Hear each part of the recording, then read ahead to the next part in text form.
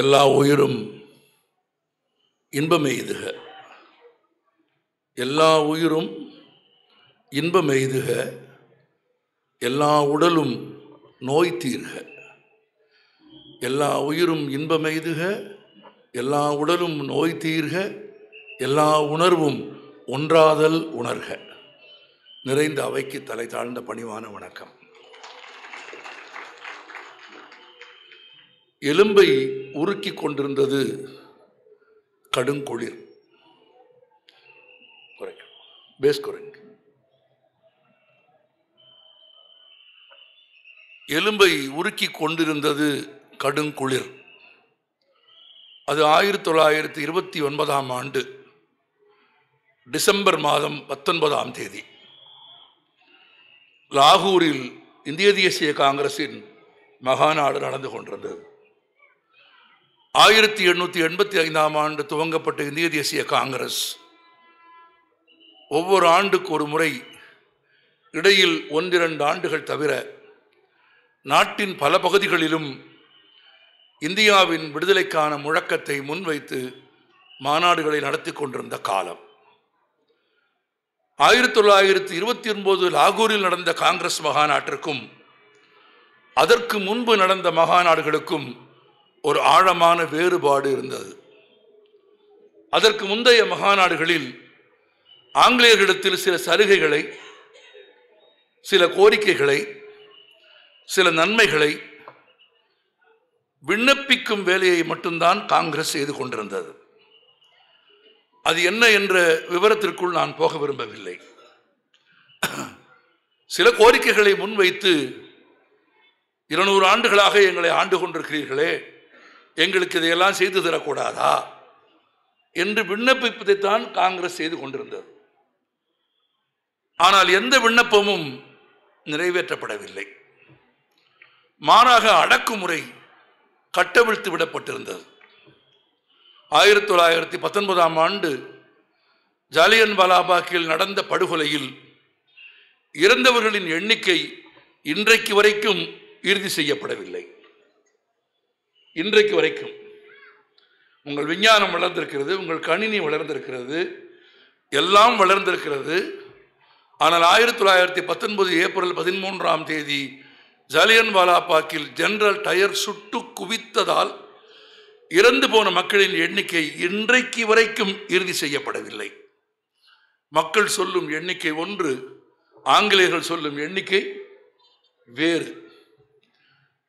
அவ்வளவு பெரிய அடக்குமுறையை நாடு சந்தித்ததற்கு பிறகு ஆங்கிலேய ஆட்சியில் எந்த அணுகுமுறையில் மாற்றமும் இல்லாமல் வந்தபோது இனிமேலும் இதற்கு மேலும் பொறுமை காக்க முடியாது என்று காங்கிரஸ் முடிவெடுத்தது. அதுதான் 1929ஆம் ஆண்டு லாகூர் காங்கிரசுக்கும் இதர காங்கிரசுகளுக்குமான வேறுபாடு. முதன்முறையாக 1929ஆம் ஆண்டு டிசம்பர் 19ஆம் தேதி லாகூர் காங்கிரஸில் அன்றைய லாகூர் காங்கிரசிற்கு தலைமை வகித்த 17 ஆண்டு காலம் சுதந்திர இந்தியாவின் பிரதமராக இருந்து மாபெரும் பொதுத்துறை நிறுவனங்களை உருவாக்கிய பண்டித ஜவஹர்லால் நேரு அந்த மாநாட்டிற்கு தலைமை வகித்தார். அந்த மகாநாட்டில் முதன்முறையாக இனி கோரிக்கைகள் வைப்பதில்லை, இனி எதையும் கெஞ்சுவதில்லை, இனி நாங்கள் எங்கள் நாட்டை நாங்களே ஆண்டு கொள்வோம், பூரண சுயராஜ்யம் என்கிற குரலை முதன்முறையாக இந்தியாவின் அரசியலில் 1929ஆம் ஆண்டு டிசம்பர் 19 நேரு மேடையில் முழங்கினார். அந்த மகாநாட்டில் காந்தியும் இருந்தார். காந்தியும் இருந்தார் என்று ஏன் சொல்கிறேன் என்றால், இந்திய விடுதலைக்கும் காந்திக்கும் எந்த தொடர்பும் இல்லை என்று நீங்கள் யாரும் நினைத்துவிடக்கூடாது என்பதற்காக சொல்கிறேன். இந்திய விடுதலைக்கு காந்தி போராடிய பாதை ஒன்று என்றால், நேதாஜி போராடிய பாதை வேறொன்று. பகத்சிங் போராடிய பாதை ஒன்றென்றால், பட்டேல் போராடிய பாதை ஒன்று. உலகத்தின் எந்த நாட்டின் சுதந்திர போராட்டமும் ஒரே பாதையில் போனது கிடையாது. உலகத்தின் எந்த நாட்டின் சுதந்திர போராட்டமும் அது வேறு வேறு வழிகளில் பயணம். தென்னாப்பிரிக்காவில் மண்டேலா மட்டும்தான் போராடினாரா? ஏன் தமிழ்நாட்டில் தீரன் சின்னமலையின் புகழை குழந்தைகள் இந்த மேடையில் பாடியதை நீங்கள் பார்த்தீர்கள். நான் அந்த பள்ளி குழந்தைகளை பாராட்டுகிறேன். அந்த நிகழ்ச்சியை ஏற்பாடு செய்த ஆசிரியர் பெருமக்களையும் உங்களையும் நான் பாராட்டுகிறேன். ஏனென்றால் தீரன் சின்னமலையின் ஒருவர் இருந்தார், அவர் இந்த நாட்டின் விடுதலைக்கு போராடினார் என்பதை மற்றவர்களுக்கு சொல்வதற்காக இல்லாவிட்டாலும் குழந்தைகளுக்கு சொல்ல வேண்டும் என்று நீங்கள் முடிவெடுத்தீர்கள் பாருங்கள். அது சிறப்பு. ஏனென்றால் வரலாற்றை கயிறு திரிக்கிற ஆட்கள் பிறந்துவிட்ட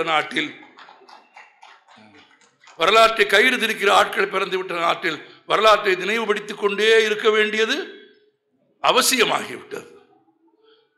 பலர் பலவிதங்களில் இந்த நாட்டின் விடுதலைக்கு போராடி இருக்கிறார்கள். கப்பலேறி போய் வெளிநாட்டிற்கு போய் பல ஆண்டு காலம் தலைமறைவாக இருந்து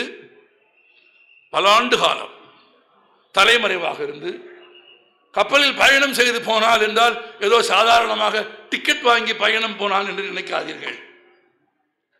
டிக்கெட் வாங்கி அல்ல, கப்பலில் சரக்குகள் ஏற்றுகிற சரக்குகள் வைக்கப்படுகிற பகுதிக்குள் தன்னைத்தானே ஒழித்து கொண்டு தங்கத்தையும் பொன்னையும் பொருளையும் கடத்துவது மாதிரி தன்னைத்தானே கடத்தி கொண்டு லண்டனுக்கு போய் லண்டனில் சாராய கடைகளிலும் பன்றி துருவங்களிலும் வேலை பார்த்து 10 ஆண்டு கால உழைப்பிற்கு பிறகு தன் உழைப்பில் சேகரித்த பணத்தில் ஒரு துப்பாக்கியை வாங்கினார் ஒருவர். எதற்கு தெரியுமா வாங்கினார்?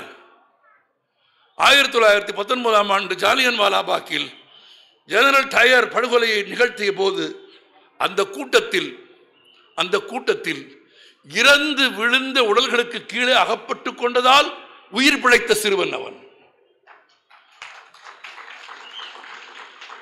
இறந்து விழுந்த உடல்களுக்கு கீழே விழுந்ததால் அகப்பட்டு கொண்ட அந்த சிறுவன் தன் கண்முன்னே பார்த்து அந்த படுகொலைகளுக்காக கணக்கு தீர்க்க வேண்டும் என்று முடிவெடுத்து தன்னைத்தானே ஒரு சரக்கு பொட்டலம் போல, ஒரு அக்ரிணை பொருள் போல கடத்தி கொண்டு லண்டனுக்கு போய் லண்டனில் 10 ஆண்டு காலம் பன்றி தொழுவங்களில் வேலை பார்த்து, பன்றி மலம் அள்ளி, சாராய கடைகளில் வேலை பார்த்து உழைத்து தேடி சம்பாதித்த பணத்தில் ஒரே ஒரு துப்பாக்கியையும் ஒரே ஒரு தோட்டாவையும் வாங்கி வைத்துக் கொண்டு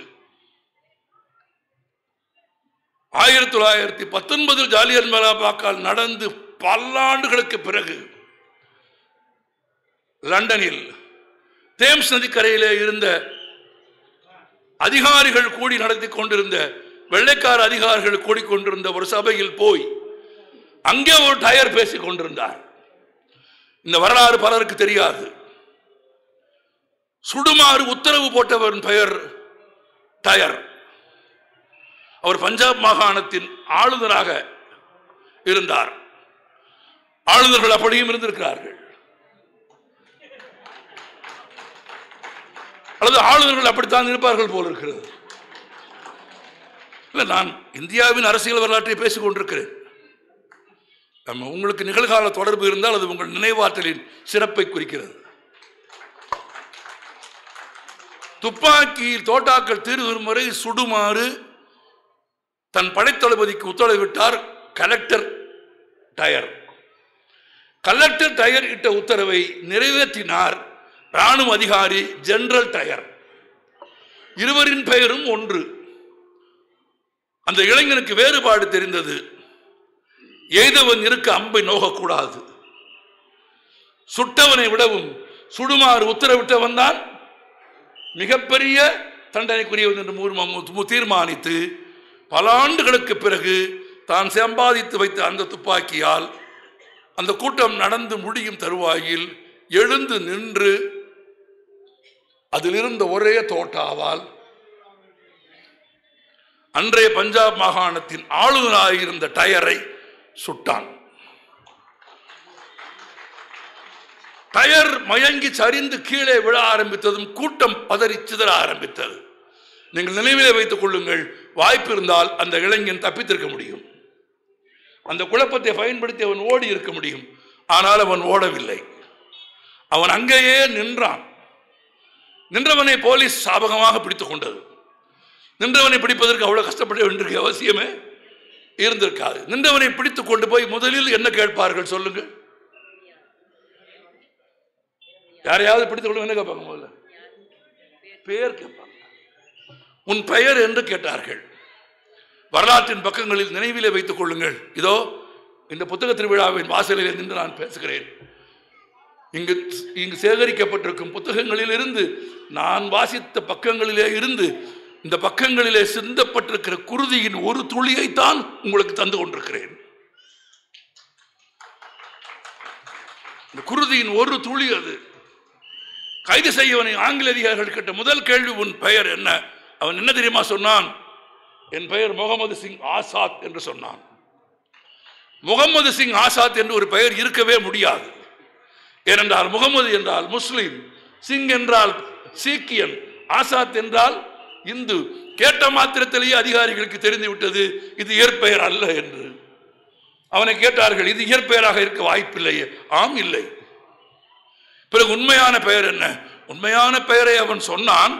ஆனால் இந்த புனைப்பெயரை ஏன் சொன்னாய் என்று ஆங்கில அதிகாரிகள் கேட்டபோது அந்த இளைஞன் அவரிடத்திலே சொன்னான், 1919ஆம் ஆண்டு ஜாலியன் வாலாபாக்கில் மூடிய சுவர்களுக்குள் நீங்கள் கொன்று குவித்த இஸ்லாமிய, சீக்கிய, இந்து மக்களின் ஆன்மாவாக நான் திரண்டு வந்தேன்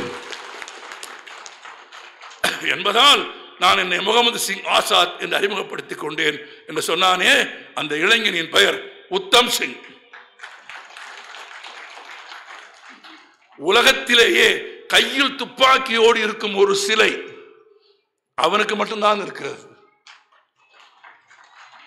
கையில் துப்பாக்கியோடு ஒரு சிலை வைத்திருந்த உத்தம் சிங் இந்தியாவின் விடுதலைக்கு போராடவில்லையா? கையில் ஒரு கைத்தடியோடு நாடு முழுவதும் சுற்றிய காந்தி இந்த நாட்டின் விடுதலைக்கு போராடவில்லையா? கப்பலோட்டிய தமிழர் வ.உ.சி. போராடிய போராட்டமும், செண்பகராமன் பிள்ளையின் போராட்டமும், தீரன் சின்னமலையின் போராட்டமும் வேறு வேறு காலங்களில், வேறு வேறு வடிவங்களில், வேறு வேறு விதங்களில் வெளிப்பட்ட போதிலும் அவரவர்கள் பங்கை செலுத்தினார் என்றால் அனைவரையும் வணங்குவதுதானே முறை, அனைவரையும் போற்றுவதுதானே முறை. அதில் அவருக்கு பங்கில்லை, இவருக்கு பங்கில்லை என்று இன்றைக்கு தீர்ப்பெழுத எவருக்கும் அதிகாரம் இல்லை, எவருக்கும் அதிகாரம் இல்லை. வரலாறு என்பது இறந்த காலம், அது கல்வெட்டு. அதன் மீது எச்சில் துப்பி அழிக்கலாம் என்று நினைக்காதீர்கள். அது காற்றின் வேகத்தில், கால வரலாற்றின் வேகத்தில் துப்புகிற எச்சில் முகத்திற்கு திரும்புவதற்கு ரொம்ப நேரம் ஆகாது. காந்தி என்ன செய்தார்? தன் வாழ்நாளில் 80 மாதங்கள் சிறையில் இருந்திருக்கிறார் காந்தி. ஒரு மாதம் இல்லை, 2 மாதம் இல்லை, 80 மாதங்கள். 80 மாதங்கள் என்றால் எத்தனை ஆண்டுகள்? கழித்து பாருங்கள். ஏறக்குறைய 6.5 ஆண்டுகள் இல்லையா? இதில் 72 மாதங்கள் இந்திய சிறைகளில், 8 மாதம் தென்னாப்பிரிக்க சிறையில். தன் வாழ்நாளின் 80 மாதங்களை சிறையில் கழித்த காந்தி 1929ஆம் ஆண்டு ராகூர் காங்கிரஸில் அமர்ந்திருந்தார். பூரண சுயதந்திரம், சுயராஜ்யம் என்ற முழக்கத்தை நேரு அறிவித்த போது அந்த மகாநாட்டில் காந்தி இருந்தார். டிசம்பர் 19ஆம் தேதி நேரு அறிவித்தார், நீங்கள் என்ன எங்களுக்கு விடுதலை கொடுப்பது? யாரை பார்த்து சொன்னார்? ஆங்கிலேயர்களை பார்த்து. நீங்கள் என்ன எங்களுக்கு விடுதலை கொடுப்பது? நாங்களே விடுதலையை, சுதந்திரத்தை பிரகடனம் செய்கிறோம். இந்தியா விடுதலை பெற்று விட்டது. இந்தியா பூரண சுயராஜ்யத்தை அடைந்து விட்டது. பூரண சுயராஜ்யத்திற்கான நாளை நாங்கள் குறிக்கிறோம். இதோ டிசம்பர் 19, டிசம்பர் 31ஆம் தேதிக்குள் நீங்களாகவே இந்த நாட்டின் சுதந்திரத்தை தீர்மானிக்காவிட்டால் ஜனவரி 26ஆம் தேதி, இன்னைக்கு என்ன தேதி? 1930ஆம் ஆண்டு ஜனவரி 26ஆம் தேதியை பூரண சுதந்திரம் பெற்ற நாளாக நாங்கள் அறிவிப்போம்.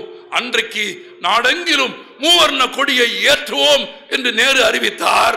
நண்பர்களே, 1930 ஜனவரி 26ஆம் தேதி தான் இந்தியாவில் மூவர்ண கொடி விண்ணில் பறந்த முதல் நாள்.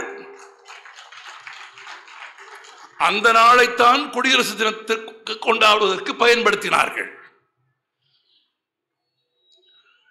இந்தியாவிற்கு விடுதலை எப்போது கிடைத்தது? 47 ஆகஸ்ட் 15 கிடைத்தது. ஆங்கிலேயர்கள் போய்விட்டார்கள். ஆங்கிலேயர்கள் போனாலும் அவர்கள் உருவாக்கிய சட்டம்தான் நடைமுறையில் இருந்தது. அப்ப இந்தியாவிற்கென்று ஒரு சட்டம் வேண்டும், இந்தியாவிற்கென்று ஒரு அரசியல் சட்டம் வேண்டும். அதை ஒரு நாளில் எழுதிவிட முடியாது. இந்தியா போல 1200 மொழிகள் பேசப்படுகிற, இல்லையா, 1200 மொழிகள் பேசப்படுகிற 12 மொழி குடும்பங்களை சேர்ந்த 5 பெரும் மகன்களைச் சேர்ந்த பிரிவுகள் கொண்ட வேற்றுமையில் ஒற்றுமை கொண்ட ஒரு பெரும் பரந்த 3000 மைல் நீள அகலமுள்ள ஒரு நாட்டிற்கான அரசியல் சாசனத்தை ஒரு நாளில் எழுத முடியுமா? சில ஆண்டுகள் பிடிக்கும். எனவே 47 ஆகஸ்ட் 15 வெள்ளையனை அனுப்பிய மறுநாளே இந்த நாட்டிற்கு ஒரு அரசியல் சாசனத்தை உருவாக்குவதற்கான ஒரு சபை உருவாக்கப்பட்டது. அது அரசியல் நிர்ணய சபை என்று அழைக்கப்பட்டது.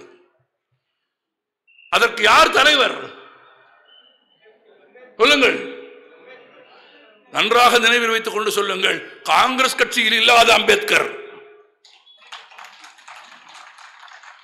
ஆட்சியின் அதிகாரம் காங்கிரஸில் இருந்தது.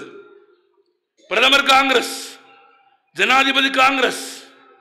ஆனால் காந்தி இடத்தில் போய் கேட்டார்கள். என்ன கேட்டார்கள்? இந்த பரந்தப்பட்ட நாட்டிற்கான ஒரு அரசியல் நிர்ணய சட்டத்தை உருவாக்க வேண்டுமானால் அதற்கு யாரை பரிந்துரைக்க வேண்டும் என்று கேட்டபோது காந்திக்கு காங்கிரஸில் எவரும் தட்டுப்படவில்லை. நான் இது காங்கிரசின் குறையாக சொல்லவில்லை, காங்கிரஸில் இல்லை. காந்தி சொன்னார், அந்த வேலையை காங்கிரஸில் யாரும் செய்ய முடியாது, அந்த வேலையை செய்வதற்கு ஒருவர் தான் இருக்கிறார். அவர் யார்? யார் அவர்? என உறக்க சொல்லுங்கள். அம்பேத்கர், பாபா சாஹேப் அம்பேத்கர். 47 ஆகஸ்டுக்கு பிறகு 1949 நவம்பர் 26 1.5 ஆண்டு காலத்துக்குள் தனக்கிட்ட பணியை அவர் நிறைவேற்றினார். நண்பர்களே, நான் உங்களுக்கு சொல்கிறேன், உலகின் மிகப்பெரிய அரசியல் சாசனம் இந்தியாவின் அரசியல் சாசனம். The longest constitution in the world is India's constitution. The most running constitution in the world is India's constitution. The only constitution which have unity in diversity is India's constitution. மிக நீண்ட சாசனம் இந்தியாவின் அரசியல் சாசனம். உயிர்ப்புள்ள சாசனம் இந்தியாவின் சாசனம். வேற்றுமையில் ஒற்றுமை கண்ட சாசனம் இந்தியாவின் சாசனம். உலகின் 90க்கும் மேற்பட்ட நாடுகளின் அரசியல் சாசனங்களை படித்து படித்து தேர்ந்து ஆய்வு செய்து அதை உருவாக்கினார் அம்பேத்கர். ஒரு சம்பவம் சொல்கிறேன். அரசியல் நிர்ணய சபைக்கான வேலையை அம்பேத்கர் செய்து கொண்டிருந்த காலம், அவருக்கு ஒரு உதவியாளர் இருந்தார். ஒரு பெயர் லாடு. அவருடைய இயற்பெயர் என்ன என்று எனக்கு தெரியவில்லை. அம்பேத்கர் செல்லமாக அழைப்பாரோ என்னவோ தெரியாது. லாடு. அம்பேத்கர் உணவு அறிந்து விட்டு தன் எழுது மேசையில் அமர்ந்து எழுதி கொண்டிருக்கிறார். இரவு 9 மணி ஆகிவிட்டது. லாடு இரவு உணவு சாப்பிட வேண்டும் என்று அம்பேத்கருக்கு நினைவூட்டுகிறார். அம்பேத்கர் இரவு உணவை கொண்டு வர சொல்கிறார். இரவு உணவை கொண்டு வந்து லாடு பக்கத்தில் வைக்கிறார். அம்பேத்கர் சொல்லுகிறார், நான் சாப்பிட்டுக் கொள்கிறேன், நீ சாப்பிட்டாயா என்று கேட்கிறார். லாடு சொல்கிறார், நான் சாப்பிட்டு விட்டேன், போய் வா, காலையில் வந்துவிடு. இல்லை, நீங்கள் சாப்பிட்டு முடித்த பிறகு நான் போகிறேன். ஏனெனில் வேலையின் ஈடுபாட்டில், வேலையின் கவனத்தில் உணவை எடுத்துக்கொள்ள அவர் மறந்து விடுவார் என்று லாடுவுக்கு தெரியும். எனவே பணிவோடு நினைவுபடுத்துகிறார். இல்லை, எனக்கு இப்போது பசிக்கவில்லை, பிறகு சாப்பிடுகிறேன், நீ சாப்பிட்டு விட்டாய் அல்லவா, போ, காலையில் வா என்று சொல்லிவிட்டார். அந்த விளக்கு எரிந்து கொண்டிருக்கிறது. அவரது மேசையின் விளக்கு எரிந்து கொண்டிருந்தது. இதோ இந்த விழாவிற்கு நான் தந்த தலைப்பதுதான், ஒரு ஒன்றுபட்ட இந்தியாவிற்கான சமத்துவமான வேற்றுமை இல்லாத எல்லோரையும் ஒன்றென கருதும் ஒரு அரசியல் சாசனத்தை உருவாக்க வேண்டும் என்கிற நெருப்பு அம்பேத்கருக்குள் எரிந்து கொண்டிருந்த நாட்கள் அவை. எழுதி கொண்டே இருந்தார். மறுநாள் காலை வழக்கம் போல லாடு வேலைக்கு வந்தார். வந்தால் அம்பேத்கர் நேற்று இரவு இவர் போன போது எந்த இடத்தில் இருந்து எழுதி கொண்டிருந்தாரோ அதே இடத்தில் அமர்ந்து எழுதி கொண்டிருக்கிறார். பக்கத்தில் இரவு உணவு சாப்பிடப்படாமல் அப்படியே இருக்கிறது. இது கூட பொதுமை இல்லை. தான் வந்து விட்டோம் என்பதை அவருக்கு சொல்வதற்காக இரவு வீட்டுக்கு போய் தங்கிவிட்டு காலையில் எழுந்து வந்த லாடு தான் வந்து விட்டதை அம்பேத்கருக்கு கொடுத்த வேண்டும் என்பதற்காக சிறிய குரலில் செருமுகிறார் என்று. அம்பேத்கர் திரும்பி பார்த்து கேட்கிறார், நீ இன்னும் வீட்டுக்கு போகவில்லையா என்று கேட்கிறார்.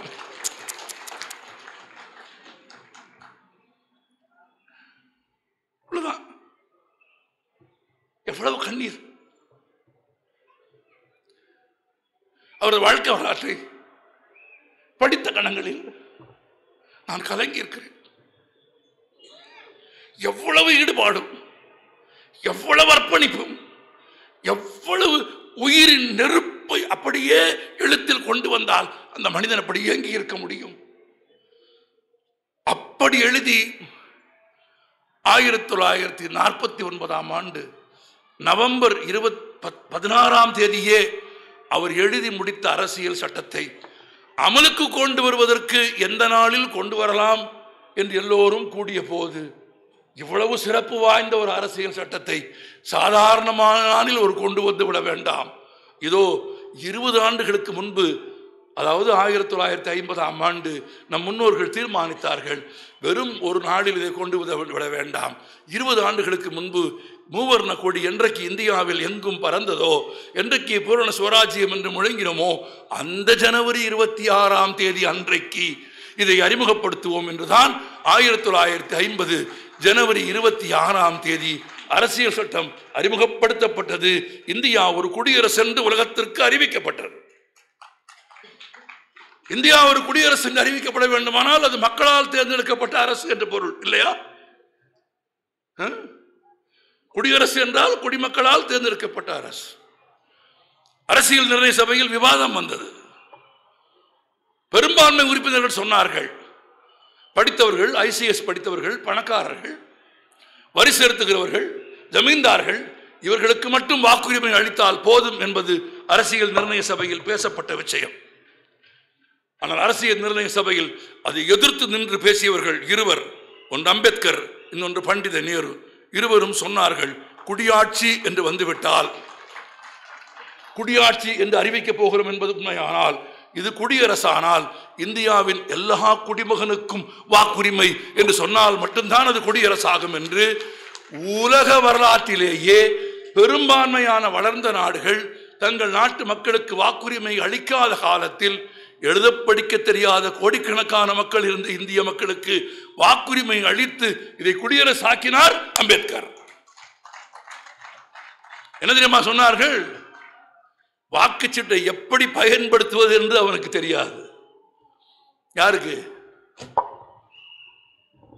வாக்குச்சீட்டை எப்படி பயன்படுத்துவது என்று அவர்களுக்கு தெரியாது. யாருக்கு? பெரும்பான்மையான ஏழை இந்தியர்களுக்கு. வாக்குச்சீட்டை எப்படி பயன்படுத்துவது என்று தெரியாது, எப்படி வாக்கு சின்னத்தில் வாக்களிக்க வேண்டும் என்று தெரியாது, வாக்குச்சீட்டை எப்படி மடிக்க வேண்டும் என்று கூட தெரியாது. நீங்க இப்ப கூட ஒரு சினிமாவில் பார்த்திருப்பீங்க, எனக்கு ஓட்டு போட்டியான்னு ஒருத்தர் கேட்பார் வடிவேலுவர். ஆமான்னுவார். அவர் நம்பலன்னு உடனே ஓட்டு சீட்டையே எடுத்து காட்டுவார். பார்த்து நீ நம்ப மாட்டேன்னு தான் நான் கொண்டு வந்தேன்னு. அது நகைச்சுவை அல்ல. அப்படி வீட்டுக்கு கொண்டு வந்தவர்களே கூட உண்டு. வாக்கு அளிக்கிற போது, மடிக்கிற போது எதிர் திசையில் சின்னம் இல்லாத பக்கம் பார்த்து மடிக்க வேண்டும். சின்னம் இருக்கிற பக்கம் மடித்து விட்டால் இந்த மை அதில் பட்டால் அந்த வாக்கு செல்லாததாகிவிடும். இதெல்லாம் தெரியாதவனுக்கெல்லாம் வாக்குரிமையா என்று கேட்டபோது அம்பேத்கர் சொன்னார், அதெல்லாம் தெரியாத அறியாமையில் அவனை இவ்வளவு ஆண்டு காலம் வாழ்த்தி வைத்தவர்கள் தான் குற்றவாளிகளே தவிர படிக்காதவன் குற்றவாளி இல்லை. அவனுக்கு படிப்பு தராத சமூகம் குற்றவாளி. அவனுக்கு வாக்களிக்க வேண்டும் என்று இதை குடியரசாக்கினார் அம்பேத்கர். அன்றைக்கு 1950ஆம் ஆண்டு ஜனவரி 26ஆம் தேதி ஏற்றிய தீ இது. இதை அப்படி எளிதில் யாரும் அணைத்து விட முடியாது. இது பாரதி வளர்த்த தீ, இது வஉசி வளர்த்த தீ. இது வெறும் நெருப்பு அல்ல. எல்லா நெருப்பும் எல்லாரையும் சுடாது. நெருப்புக்கு தனி பண்புகள் உண்டு. இலக்கியத்தில் நம் புத்தகங்களில் நெருப்பின் கதைகள் நிறைய பேசப்பட்டிருக்கிறது. கம்பன் சொல்லுகிறான், காற்றின் நண்பன் என்று நெருப்பை சொல்லுகிறான். ஏனென்றால் காற்று இல்லாவிட்டால் நெருப்பு பரவாது, காற்று இல்லாவிட்டால் நெருப்பு எரியாது. காற்றை பார்த்து கம்பன் சொல்லுகிறான், நெருப்பை பார்த்து கம்பன் சொல்லுகிறான், நீ காற்றின் நண்பன் என்று. காற்றின் நண்பன் என்று இலக்கியத்தில் காற்றையும் நெருப்பையும் இணைக்கிற அளவிற்கு அறிவியல் பூர்வமான அனுபவ உண்மை அறிந்த மொழி இலக்கியம் தமிழுக்கு இருந்தது. கண்ணுக்கு ஏற்ற தீ ஒன்று இருக்கிறது இல்லையா? சில பேர் கேட்பார்கள், பாண்டியன் செய்த குற்றத்திற்காக எதற்கு கண்ணகி மதுரையை எரிக்க வேண்டும் என்று கேட்பார்கள் இல்லையா? ஆமா, வரலாற்றில் காலங்கடந்து கேள்வி கேட்பது ரொம்ப எளிதானது. எப்போதும் வரலாற்றை ஆய்வு செய்கிற போது அது காந்தியை பற்றி ஆய்வு செய்தாலும், பெரியாரை பற்றி ஆய்வு செய்தாலும், வரலாற்றில் யாரை பற்றி ஆய்வு செய்தாலும் அவர்கள் வாழ்ந்த காலத்தோடு தொடர்பு படுத்தி அவர்கள் வாழ்ந்த கால சமூக சூழல்களையும் கலாச்சார பண்பாட்டு நிலைமைகளையும் கணக்கில் வைத்துக் கொண்டுதான் கேள்விகள் எழுப்ப வேண்டுமே தவிர, விசாரிக்க வேண்டுமே தவிர, இன்றைக்கு நாம் பெற்றுவிட்டுவிட்ட அறிவின் வளர்ச்சியிலே அவர்களை நீங்கள் எடை போட வேண்டும் என்று தீர்மானித்தால் அது தவறு. இன்னும் நுட்பமாக சொல்கிறேன், உங்களுக்கும் எனக்கும் புரியும்படி சொல்கிறேன். அப்படி இன்றைக்கு நாற்காலியில் உட்கார்ந்து கொண்டு, வசதியான நாற்காலி, நாங்கள் எல்லா நாற்காலியும் தான் சொல்கிறேன், இன்றைக்கு வசதியான நாற்காலியை நானும் நீங்களும் சாய்ந்து உட்கார்ந்து கொண்டு 60 ஆண்டுகளுக்கு முன்பு 70 ஆண்டுகளுக்கு முன்பு செய்தவர்களின் செயல்களை எல்லாம் எளிதில் விமர்சனம் செய்துவிடலாம் என்று நீங்கள் முடிவெடுத்தால் 60 ஆண்டுகளுக்கு முன்பு உங்கள் சமாதியின் மீது உங்கள் இளம் தலைமுறைகள் காரி துப்பும் என்பதற்கு அடையாளமாகத்தான் இங்கே விவசாயத்தை பற்றிய ஒரு காட்சியை நீங்கள் பார்த்தீர்கள். கோடிக்கணக்கான மேற்கு தொடர்ச்சியின் மலைகளின் மரங்களை நீங்கள் காப்பாற்றினீர்களா? ஒரு தலைமுறை சுதந்திரம் வாங்கி கொடுத்தது, உயிர் தியாகம் செய்தது ஒரு உத்தம் சிங், ஒரு பகத்சிங், எத்தனை எத்தனை பேர், எத்தனை கதைகள் நான் உங்களுக்கு சொல்லுவேன். இந்த வரலாற்றின் பக்கங்களில் இருந்து விடிந்தால் தூக்கு மடைக்கு போக போகிறான் மகன். தாய் அவனை பார்க்க விரும்புகிறாள். நடக்கிறது இந்தியாவின் வரலாற்றில். தாய் அவனை பார்க்க விரும்புகிறாள். ஏனென்றால் விடிந்தால் அவனை தூக்கி ஏற்றி விடுவார்கள். காலை 6:30 மணிக்கு உயிரற்ற உடலை தான் பார்க்க முடியும். உயிரோடு இருக்கிற போது தன் மகனை ஒரு முறை தொட்டு பார்க்க வேண்டும் என்று தாய் ஆசைப்படுகிறாள். சிறை கம்பிகளுக்கு ஊடாக கொஞ்சம் பொறு மாலை 6 மணி வரையில் நேரம் கடத்தி விட்டு 6 மணிக்கு பிறகு சிறை அதிகாரிகள் சொல்லுகிறார்கள், நேரம் முடிந்து விட்டது, இனி பார்க்க முடியாது. கடைசியாக ஒரே ஒரு முறை உயிரோடு மகனை பார்த்து விட்டு போகிறேன். அனுமதிக்கவே இல்லை. அவள் வந்திருந்தது அவள் மட்டுமல்ல, அவள் தங்கையும் கூட வந்திருக்கிறாள். அந்த தாய் தன் தங்கையையும் அழைத்து வந்திருக்கிறாள். தங்கை நிறைமாத கர்ப்பிணியாக இருக்கிறாள். அம்மாவும் சித்தியும் சிறைவாசலில் காத்திருப்பது பையனுக்கு தெரியும். உள்ளே தகவல் வருகிறது, அம்மாவும் சித்தியும் காத்திருக்கிறார்கள் உன்னை பார்ப்பதற்காக. நாமும் இறுதியாக ஒரு முறை பார்த்து விடுவோம் என்று அந்த குழந்தை நினைத்தான். இல்லை, பார்க்க முடியவில்லை. சித்தி நிறைமாத கர்ப்பிணியாக இருப்பது அவனுக்கு தெரியும். சந்திக்கவே இல்லை. அந்த இரவு விழுந்தால் தூக்குமடைக்கு போவதற்கு முன்பு ஒளியற்ற, வெளிச்சமற்ற, இருண்ட, சமமற்ற அந்த சிறைச்சாலையின் சுவற்றில் தனக்கு கிடைத்த ஒரு கரித்துண்டால் அந்த பையன் எழுதினான், அன்புக்குரிய அம்மா, என்னை மன்னித்து விடு, நான் மீண்டும் ஒரு முறை சித்தியின் வயிற்றில் உனக்கு மகனாக பிறப்பேன். அது இன்னும் மங்கமிழையில் புகழ்பெற்ற பாடல். இன்னும் இன்றைக்கும் இவ்வளவு தியாகங்கள். இந்த தேசத்தினுடைய வரலாற்றை யாரும் இன்றைக்கு நாற்காலில் அமர்ந்து கொண்டு பேசக்கூடாது. அவர்கள் வாழ்ந்த காலத்தில் அவர்கள் சந்தித்தது இவ்வளவு தொழில்நுட்பமும், இவ்வளவு விஞ்ஞானமும், இவ்வளவு அறிவியல் வளர்ச்சியும் வந்துவிட்ட காலத்திலும் மூடர்களை பார்க்கிறோமா இல்லையா? நாமே மூடத்தனமாக நடந்து கொள்கிறோமா இல்லையா? உண்டா இல்லையா சொல்லுங்கள். இவ்வளவு விஞ்ஞானம் வளர்ந்து விட்ட காலத்திலும் கூட, இவ்வளவு தகவல் தொழில்நுட்பம் வளர்ந்து விட்ட காலத்திலும் கூட எது முக்கியம், எது முதன்மையானது என்று தெரியாத ஒரு சமூகம் இங்கே இருக்கிறதா இல்லையா? ஆனால் நமக்கு முன்பு வாழ்ந்தவர்களுக்கு இருந்ததே. கோவிலில் விளக்கு எறிவது முக்கியம் அல்ல. நான் சொல்லுகிறேன், சொன்னது நான் இல்லை, சொன்னவர் யார் என்று நான் சொல்கிறேன். கோவிலில் தீ விளக்கு எறிவது முக்கியம் அல்ல. கோவிலுக்கு வருகிறவன் வயிறு எறியாமல் இருக்க வேண்டும் என்று ஒரு மனிதன் விரும்பினான் பாருங்கள்.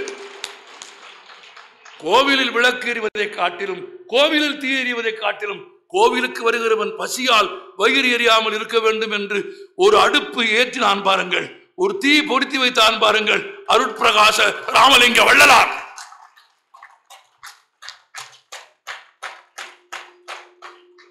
அது மனிதன் தெய்வமாகும் இடம் இல்லையா? நீங்கள் ஜோடிக்கிற வண்ண விளக்குகளால் எல்லாம் தெய்வம் வந்து சேராது. சேர்த்த சொத்தை எல்லாம் வைத்து கும்பாபிஷேகம் நடத்தினாலும் கடவுள் வரமாட்டார்.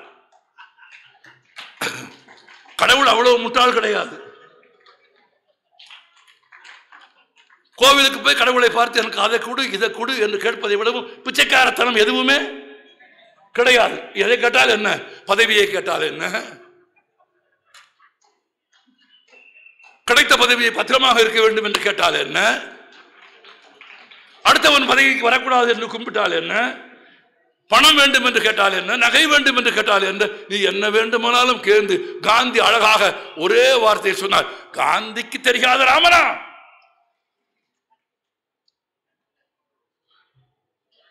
ஈஸ்வர் அல்லாஹ் தேரே நாம். காந்திக்கு தெரியாத ராமரை எனக்கு யார் காட்டுவார்கள்?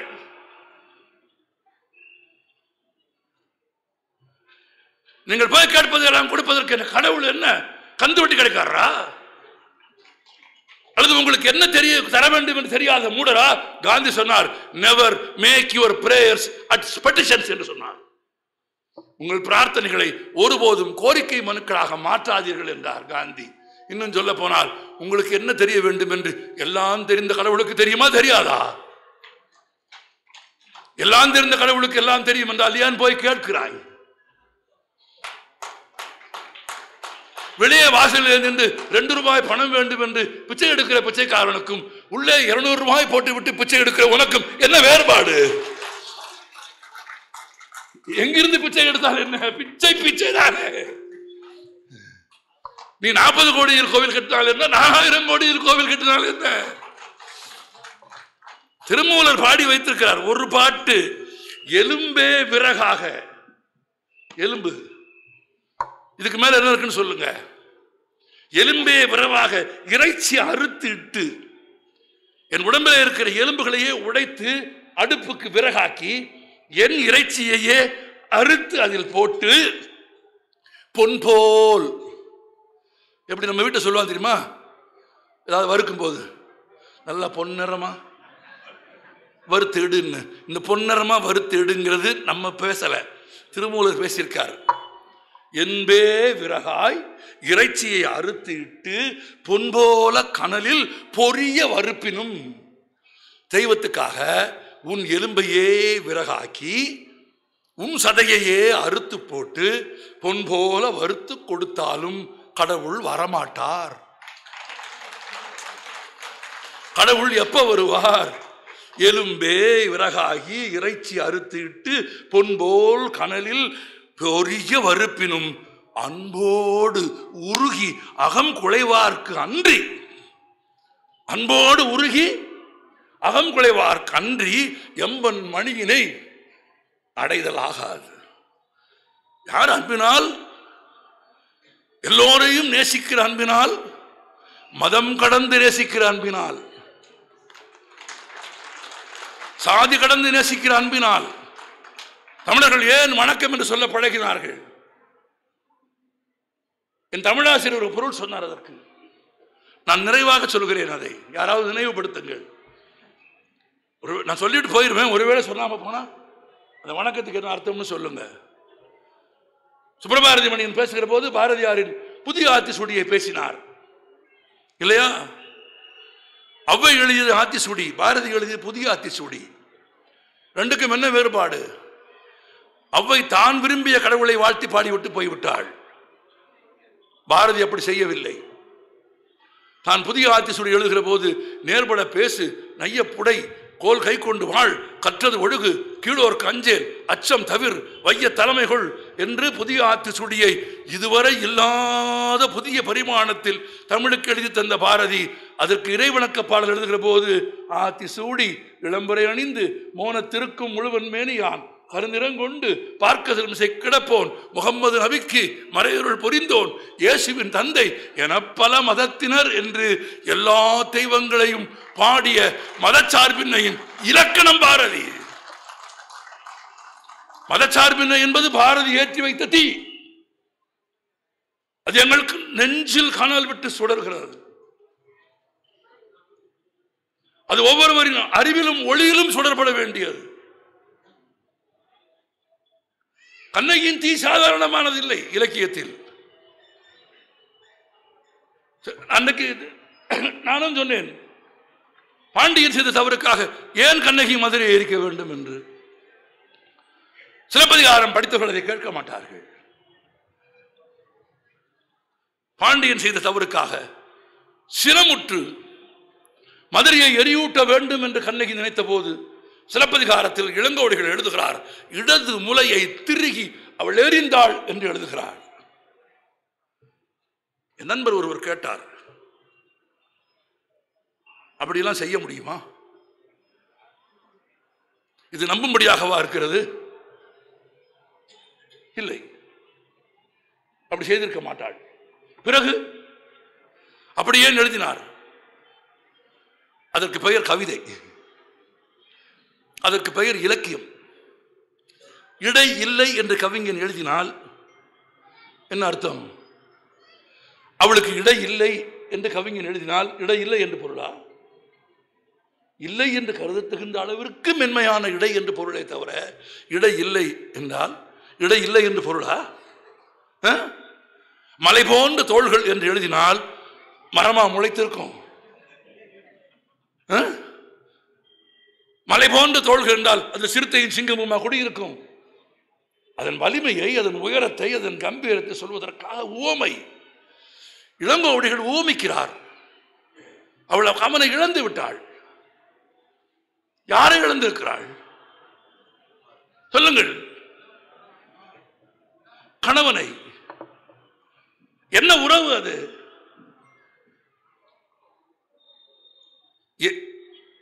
எந்த உறவில்? நான் சொன்ன சொற்களை கவனித்து கேளுங்கள். எந்த உறவில் யாரை நீங்கள் இழந்து விட்டாலும் ஆறுதல் சொல்ல வருகிறவன் அந்த உறவாக இருந்து நான் உனக்கு உதவுகிறேன் என்று சொல்ல முடியாத ஒரே உறவு.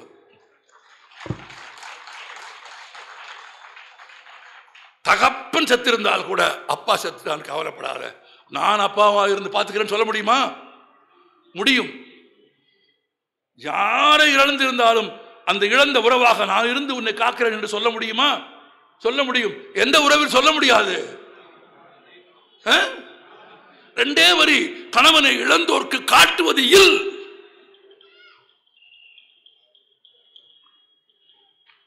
எந்த மாற்றம் இல்லாத,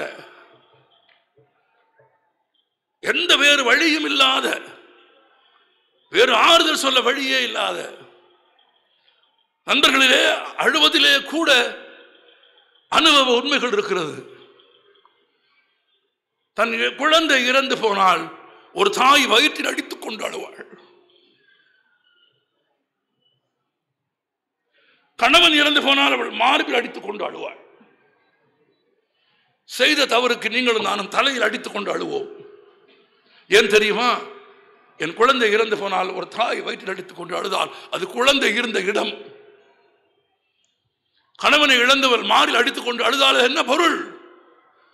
அது அவன் இருந்த இடம். செய்த தவறுக்கு தலையில் அடித்துக் கொண்டு அழுதால் என்ன பொருள்? அது தவறு பிறந்த இடம். அழுவதில் கூட நுட்பமாக அழுதவர்கள் தமிழர்கள்.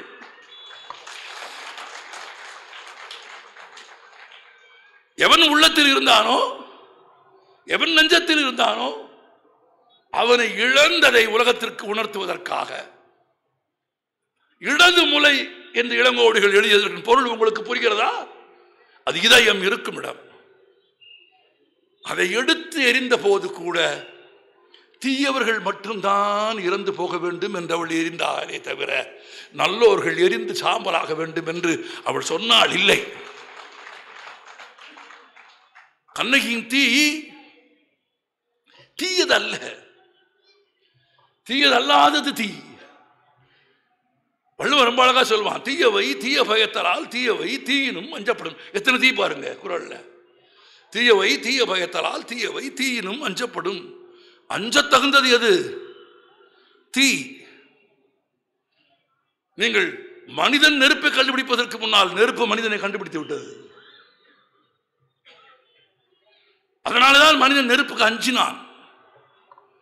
சாயங்காலம் 6 மணிக்கு பஸ்ஸில் போயிட்டு இருக்கோம், ட்ரெயினில் போயிட்டு இருக்கோம், வெளியில் உட்காந்துருக்கோம், லைட்டு போட்டால் ஏன் கும்பிடுறோம்? யாரா சொல்லுங்க. யாருக்கும் தெரியாது. எல்லாரும் கும்பிடுறாங்கன்னு நம்மளும் கும்பிடுறோம். எவனாவது கும்பிடாமல் இருக்கிறத பார்த்துருவானு பயந்து கும்பிட்றாள் இருக்கு. ஆமாம், ஏன் கும்பிடுறோம்னு யாருக்குமே தெரியாது. இப்போ பெருமாள் கோயிலில் பொங்கலை வாங்கி தின்னுட்டு ஒருத்தன் கையில் பூரா எண்ணெயாக இருந்திருக்கு, எண்ணெய் துடைக்கணும்னு பார்த்துருக்கான். ஒரு இடமும் கிடைக்கல, சோகத்தில் துடைச்சிருக்கான். அவன் துடைக்கும் போது ஒருத்தன் பார்த்துட்டான். அவன் என்ன பண்ணிட்டான்? 3 தடவை துடைச்சிட்டு தொட்டு கும்பிட்டுட்டு போயிட்டான். 3 நாள் கழிச்சு வந்தா அங்கே 30 பேர் வரிசையில் நிற்கிறான். எதுக்கு? 3 தடவை தேய்ச்சி தொட்டு கும்பிடுறதுக்கு. நமக்குள்ள செம்மறியாடு இருக்கா இல்லையா? புலியா இருந்தாலும் சிங்கமா இருந்தாலும் நம்மளையும் மீறி நமக்குள்ள ஒரு செம்மறியாடு உள்ள உட்கார்ந்துட்டே இருக்கு. மழை பெஞ்சுக்கிட்டு இருக்கும். பஸ் ஸ்டாண்டில் எல்லாம் நிற்பான். மழை பெஞ்சிட்டே இருக்கும். மழை ஒரே மாதிரி தான் பெஞ்சிட்டே இருக்கும். ஒருத்தனுக்கு அவசரமா இருக்கும். அவன் கையை நட்டி பார்ப்பான். அவனுக்கு தெரியும் மழை குறையலன்னு தெரியும். ஆனாலும் அவனுக்கு பொழப்பு. அவன் போன உடனே 10 பேர் பின்னால போவான். பார்த்துருக்கீங்களா? ஏன்னு கேளுங்க. மழை குறைஞ்சிச்சு. அதெல்லாம் கிடையாது. ஒருத்தன் போறான் அப்படின்னா மழை குறைஞ்சிருச்சுன்னு உள்ள இருந்த செம்மறியாடு டபக்குன்னு குதிச்சு இறங்கி ஓடும்.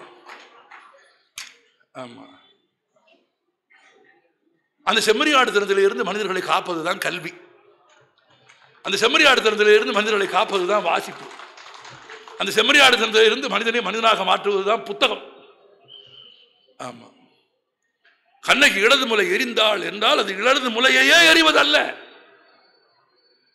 இடது மார்பில் இருந்த கணவனின் மீது கொண்ட அன்பை காதலை அவள் எரிந்தாள் என்று பொருள்.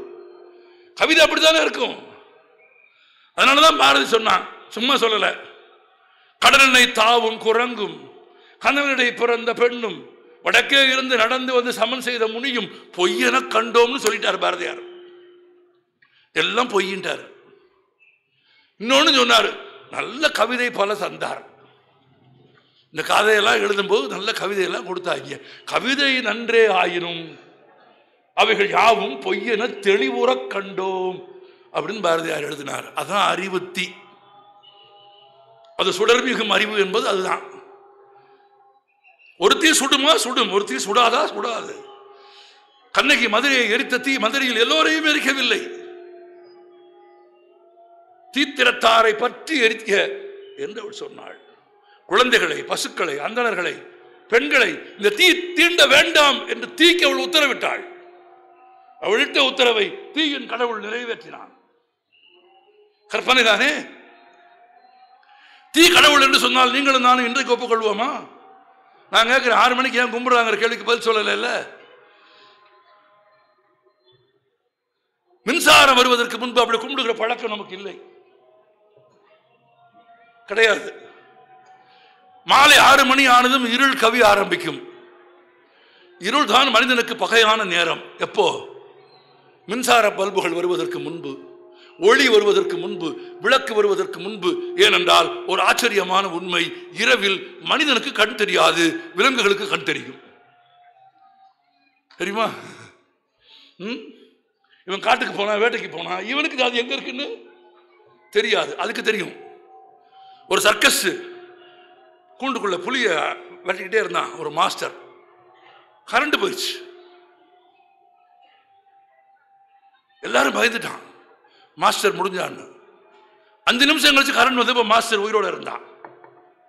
என்னையா பண்ணா? சவுக்கு ஆட்டிக்கிட்டே இருந்தேன்னா. ஏன் அதெல்லாம் போச்சு? ஆமா, எனக்கு கண்ணு தெரியாதுன்னு புலிக்கு தெரியாதுல்ல. இவ்வளவுதான் உண்மை. விலங்குக்கு கண்கள் தெரிந்த காலம் இருந்தது, மனிதனுக்கு கண் தெரியாத காலம் இருந்தது. ஆனால் விலங்கையும் எல்லாவற்றையும் பார்க்கிற காலம் எப்போ வந்தது? விளக்குகள் வந்த போது வந்தது. அந்த விளக்கு வந்த போது ஒரு தாக்குதலில் இருந்து, ஒரு மிருகத்திடமிருந்து, ஒரு துன்பத்திடமிருந்து, ஒரு பாம்பிடமிருந்து, ஒரு தீமையிடமிருந்து தன்னை இந்த விளக்கு காக்கும் என்பதால் மனிதன் அதை வணங்கினான். எப்போ? ஆதி மனிதன். நம்ம அதை விடல. இன்னொரு விஷயமும் இருக்கு. அந்த காலத்தில் தீயை சேமித்து வைக்க முடியாது. தீயை மனிதன் தானாக உருவாக்க வேண்டும். அது எளிதான காரியம் அல்ல. நினைத்த போது நினைத்தபடி செய்ய முடியாது. கொங்கு மண் உள்பட தமிழ்நாட்டில் பல கிராமங்களில் கிராமம் முழுமைக்குமாக ஒரு வீடு இருக்கும். அந்த வீட்டில் எரியாத ஒரு அடுப்பை வைத்திருப்பார்கள். கேள்விப்பட்டிருக்கிறீர்களா? அப்படி ஒரு ஊர் எனக்கு தெரியும். அந்த ஊரை பற்றி அந்த ஊர்க்காரர்கள் சொன்னார்கள், அது புது நெருப்பு அறியாத வீடு என்றார்கள். அது ஆதியிலேயே இருந்த வீடு. அதை அணையாமல் பார்த்துக் கொள்வார்கள். அங்கிருந்து தான் எல்லா வீடுகளுக்கும் நெருப்பு எடுத்துக்கொண்டு போவார்கள். 60 ஆண்டுகளுக்கு முன்பு, ஏன் தீப்பெட்டிகள் வருவதற்கு முன்பு தமிழ்நாட்டில் உங்கள் முன்னோர்கள் சமைப்பதற்கு நெருப்புக்கு என்ன செய்தார்கள் என்று போய் கேளுங்கள். ஊரின் ஒரு வீட்டில் நெருப்பு இருக்கும், எடுத்து வருவாங்க. இறந்தவனை இடுகாட்டுக்கு கொண்டு போகிற போது ஊரிலேயே நெருப்பு கிடைக்காது என்றால், ஊரிலேயே தீ இருக்காது என்றால் இடுகாட்டில் இருக்குமா? அப்ப என்ன செய்யணும்? என்னது? கொள்ளி சட்டி தூக்கிட்டு போகணும். ஏன் கொண்டு போகணும்? அங்க நெருப்பு கிடையாது, இங்கிருந்து எடுத்துட்டு போகணும். மின்சார சுடுகாடு வந்ததுக்கு பிறகு ஏன் கொண்டு போறாங்க?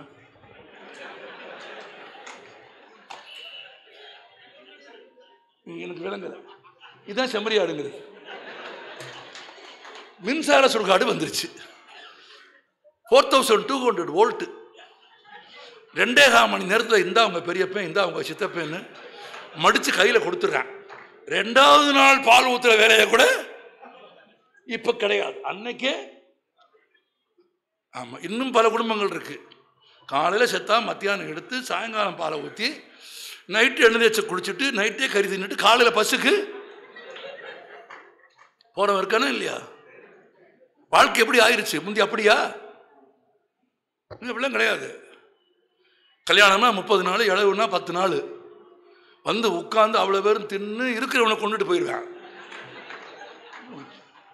உள்ளதா இல்லையா சொல்லுங்க நீங்க? அவன் செத்தவனுக்கு சோறு போட முடியாம கஷ்டப்பட்டுக்கிட்டு இருந்தவன், செத்தவனுக்கு இளவு வைக்க வந்தவனுக்கு பூரா ஆக்கி போடணும். அதுல ஒரு குறை இருந்தாலும் எனக்கு கறி வைக்கல அப்படின்னு முறைச்சு சண்டை போட்டுட்டு போயிடுவான். தீயை கண்டு அஞ்சிய மனிதன், தீயை கண்டு ஓடிய மனிதன், தீயை பின்னாளில் லாகவமாக பயந்து பயந்து பத்திரப்படுத்திய மனிதன் தான் விஞ்ஞானத்தின் வளர்ச்சியில் தீயை தீப்பெட்டிக்குள் சிறை வைத்தான். அதான் வளர்ச்சி. அவன் விரும்புகிற போது ஏற்றவும் அணைக்குமாக தீயை தீப்பெட்டிக்குள் சிறை வைத்த பிறகும் கூட நாம் தீக்கு அஞ்சுகிறோம். தீக்கு ஒரு வரலாறு இருக்கிறது. தீப்பெட்டியில் இருக்கிற தீ சுடுமா? தீப்பெட்டியில் என்ன எழுதியிருக்கு? யாரா படிச்சிருக்கீங்களா? சேஃப்டி மேட்சஸ் எழுதியிருக்கு. ஏன் அப்படி எழுதியிருக்கு தெரியாது. ஏன்னா சேஃப்டி மெஷர்ஸ் என்கிற இந்த வடிவத்தில் தீப்பெட்டி கண்டுபிடிப்பதற்கு முன்பு வந்த தீக்குச்சிகளை நீங்கள் பெட்டியில் போட்டு பாக்கெட்டில் வைத்தால் சிறு உராய்விலேயே அது தீப்பெட்டி விடும். எடுத்து அடிச்சாதான் பத்தணும் இல்லையா? சில தீப்பெட்டி இருக்கு எடுத்து அடிச்சாலும் பத்தாது. அதெல்லாம் உயர்ந்த பதவியில் கொண்டு போய் உட்கார வைக்க வேண்டிய ஆட்கள். ஆமா, எடுத்து அடிச்சாலும், ஆனா எடுத்து அடிச்சாதான் அது எரியணும். அதுக்கு முன்பு இருந்த தீக்குச்சிகள் அன்சேஃப்டி மேச்சர்ஸ். அது எது பட்டாலும் எரிவதாக இருந்தது. அதில் உயிரிழப்பு ஏற்பட்டது. உரசினால் மட்டும் எரிகிற மாதிரி கண்டுபிடித்த பிறகுதான் அந்த தீக்குச்சிகளுக்கு சேஃப்டி மேச்சஸ் என்று மனிதன் பெயர் வைத்தான். ஒன்னொன்னுக்கும் வரலாறு இருக்கு, ஒன்னொன்னுக்கும் கதை இருக்கு. அப்ப சேஃப்டி மேட்ச் சுடுமா? சுடாது. ஆனா சேஃப்டி மேட்சை இயக்கினால் சுடும். கண்ணகி எரிந்த முளை தீ தீயோரை மட்டும் சுடும், நல்லோரை சுடாது என்பது சரிதானே? கம்மனில் இலங்கையில் அனுமனின் வாளில் தீ வைத்தான் அசுரர்கள். இலங்கை எரிந்தது. ஒருத்தங்க நம்ம வாளு ஒண்ணுமே ஆகல. ஏன்டா ஒண்ணுமே ஆகல அப்படின்னு கேட்டா, அனுமனின் வாளில் தீ வைக்கிறார்கள் என்று ஒரு அசுரன் போய் சீதை இடத்தில் சொன்னான். சீதை நெருப்பின் கடவுளை அழைத்து சொன்னாள், என் கற்பின் பெயரால் சொல்கிறேன், அவன் வாள் எரியாமல் பார்த்துக் கொள்ளு. அது கதை, கற்பனை, அப்படிதான் இருக்கும். நெருப்பின் தேவன் இணைந்து இயங்கி அவன் வாளில் பிடித்த தீ ஊரை அழிக்குமே தவிர அவன் வாளை பொசுக்காது என்று சொல்லிவிட்டு போனான். வாள் தீப்பிடித்திருக்கிறது. அனுமன் திரும்பி பார்த்தான். ஐயோ, ஆனால் வாள் சுடவில்லை. வாள் எரிந்து சாம்பலாகவில்லை. வாளின் ரோமங்கள் கருகவில்லை. இலங்கை எரிகிறது, என் வாள் மட்டும் தீ பிடித்து எரியவில்லையே என்று அனுமன் நினைத்தான். நினைத்த மாத்திரத்தில் சொல்லின் செல்வன் என்று கம்பன் வர்ணிக்கும் அனுமன் கண்டுகொண்டான், இது என் திறமையால் அல்ல, கற்பிற்சிறந்த ஜானகியின் வேண்டுதால், அவள் கற்பினால் என் வாள் எரியாமல் இருக்கிறதுன்னு சொன்னான். அப்படின்னா உண்மை சுடும் என்று ஜெயகாந்தன் ஒரு கதை எழுதினார். இந்த இடத்தில் நான் ஒருமுறை ஜெயகாந்தனை கேட்டேன், அப்படியானால் உண்மையை எல்லோரும் பரிசிக்க முடியாதா? உண்மை சுடும் என்றால் உண்மையை எல்லோரும் தொட முடியாதா? உண்மை சுடும் என்றால் உண்மை எல்லோருக்குமானதா இல்லையா என்று கேட்டேன். ஜெயகாந்தன் மீசையை முறுக்கி கொண்டு சிரித்துக் கொண்டே சொன்னார், உண்மை சுடும் அப்பா, உண்மை சுடும், அது பொய்யர்களைத்தான் சுடும்னார். உண்மை உண்மையா இருப்பவர்களை ஒருபோதும் சுடாது. தீக்கு இரண்டு குணங்கள் உண்டா? உண்டு. அது எதை எரிக்க வேண்டுமோ அதை எரித்து சாம்பலாக்கும், எதை பாதுகாக்க வேண்டுமோ அதற்கு ஒளி தந்து பாதுகாக்கும். எதை எரிக்க வேண்டும் என்று நீங்கள் பாரதி இடத்திலே போய் கேட்க வேண்டும். 12,000 பக்கங்கள் பாரதி தன் வாழ்க்கையில் எழுதியது. 1904ஆம் ஆண்டு துவங்கி 1921ஆம் ஆண்டு வரை 17 ஆண்டு காலம் உறக்கம், பயணம், உடல்நலக் குறைவு, மனைவி மக்களோடு நல்லது கெட்டது, கூட்டங்களுக்கு எல்லாம் போய் வந்த நேரம் போக மிஞ்சிய நேரத்தில் 17 ஆண்டுகளில் பாரதி எழுதியது 12,000 பக்கங்கள். கவிதை, உரைநடை, மொழிபெயர்ப்பு, நாடகம், சிறுகதை, வசன கவிதை எல்லாம் எழுதிட்டு போயிட்டார். 12,000 பக்கம். 12,000 பக்கத்தையும் ஒரு முறை வாசித்த பெருமகிழ்ச்சியில் உங்களுக்கு சொல்கிறேன், பாரதி 3 இடங்களில் மட்டும்தான் தீ ஏந்துகிறான். 3 பொருளைத்தான் பாரதி தீ வைத்து கொளுத்த வேண்டும் என்று விரும்புகிறான். 3 பொருட்கள் தான், 3 இடங்கள் தான் அவனுடைய மொத்த படைப்பிலும். எரித்து சாம்பலாக்கு, நண்பர்களே, தீ என்பது, எரிப்பது என்பது ஒன்றுக்கு இறுதி அத்தியாயம் எழுதுவது. சரியா? வேற என்ன? அதனாலதான் பட்டத்து சுவாமிகள் பாடினார், முன்னையிட்ட தீ முப்புறத்தில், பின்னையிட்ட தீ தென்னிலங்கையில், அன்னையிட்ட தீ அடிவயிற்றில், யானுமிட்ட தீ எழுக எழுகவே. எங்க பாடினார் தெரியுமா? 2 திங்களாய் சுமந்து பெற்ற தாய்க்கு தீ வைக்கிற போது பட்டினத்தார் பாடினார். தன் தாயின் உடலுக்கு தீ வைக்கிற போது பட்டினத்தார் சொன்னார், அன்றைக்கு முன்னை இட்ட தீ முப்புறத்தில். எப்போது சிவன் கண் திறந்து காமனை எதிர்த்தான் பாருங்கள், அந்த கதையை சொல்கிறார். அந்த இடத்துல கூட வள்ளுவரை நீங்கள் தெரிஞ்சுக்கணும்.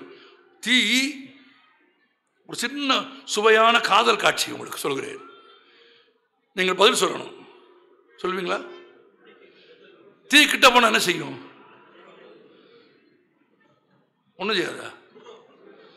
நான் 4 பேர் தான் சொல்லுவீங்களா? தீ கிட்ட போனா என்ன செய்யும்? இப்போவும் 40 பேர் தானா? இல்லை, எனக்கு ஒன்றும் விளங்கலை.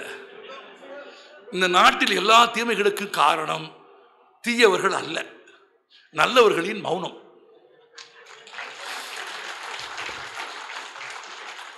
தீயவர்கள் அயோக்கியத்தனத்தால் ஒன்று நாடு கட்டிவிடவில்லை.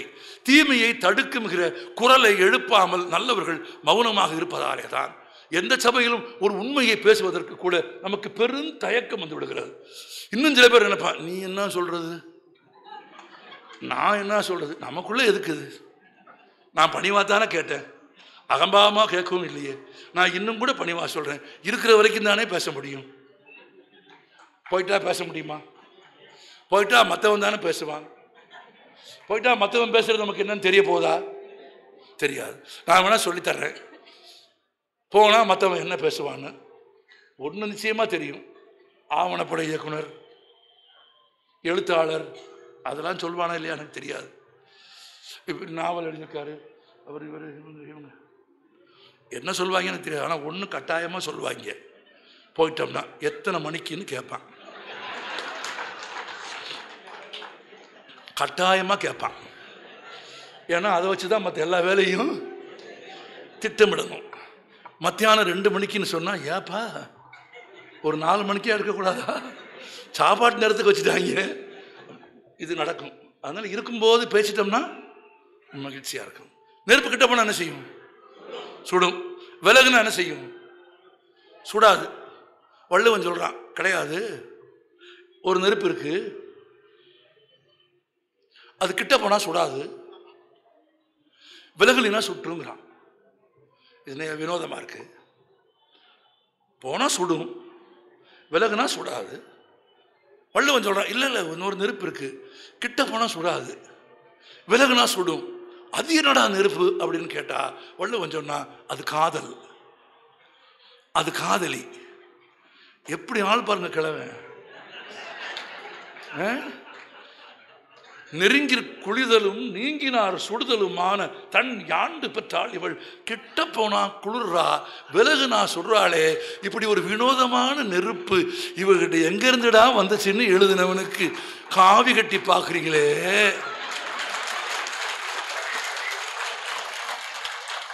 ரொம்ப என்ன செய்யறது? சரி, யார் யார்கிட்ட என்ன இருக்கோ அதை கட்டுறீங்க. அவன் என்ன சாப்பிட்றானோ அதான் சாமிக்கு படைப்பானே, அந்த மாதிரியா? எப்படி பாட்டு அது? கிட்ட போனா குளிந்துருவடா, விலகுனா தாண்டா சுடுவ, அப்படி ஒரு நெருப்பு அவகிட்ட இருக்குடா அப்படின்னு பாடுன ஒருத்தன் எவ்வளவு சூப்பரான வாழ்க்கை வாழ்ந்திருக்கணும். இதை விட ரொமான்டிக்கான ஒரு பாட்டு இருக்கா? இன்னொரு பாட்டு எழுதுற அவனே தான், காணிர் குவளை கவிழ்ந்து நிலம் நோக்கும் மாநிலை கண் ஒவ்வோம் என்று. அவள் நடந்து போறா, தண்ணியில் இருக்கிற குவளை மலர் இருக்குல்ல, அது அவ கண்ணை பார்த்துருச்சான். அவ கண்ணை பார்த்துருச்சான். நம்மளும் இந்த உலகத்துல இருந்து என்ன பயன்? இவ்வளவு அழகிய கண்ணுடைய ஒருத்தி வாழுகிற ஒரு உலகத்தில் நாம் வாழ்ந்து என்ன செய்ய போகிறோம் அப்படின்னு வெக்கப்பட்டு நாணப்பட்டு அப்படியே தலை கவிழ்ந்துருச்சான். யாரு? குவளை. சாயங்காலமான குவளை சாஞ்சிருக்கும், பார்த்துருக்கீங்களா? பார்த்துருக்கீங்களா? குவளையே பார்த்தது இல்லையா? குவளைலாம் டம்ளர் இல்லை, பூ பூ பூ குவளை பூ சாஞ்சிருக்கு பார்த்துருக்கீங்களா? அப்படி சாஞ்சிருக்கிறத பார்த்துட்டு வள்ளுவன் சொல்றான், அது ஏன்டா சாஞ்சிருக்குன்னு கேட்டா, அவ கண்ணை போல இல்லையேன்னு வெக்கப்பட்டு சாஞ்சிருக்குன்னு. இப்ப உலகத்திலேயே அறநூல்கள்லையே காதல பாடின ஒருத்தனுக்கு போய்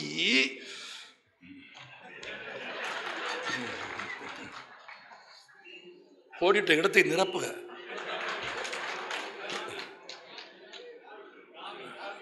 அதான் நிரப்பிக்கங்க. அதாவது ஒரு பொருள் இருக்கணும், ஒரு அர்த்தம் இருக்கணும். அப்ப தீ வேண்டுங்கிற இடத்தில் சுடுமா? சுடும்.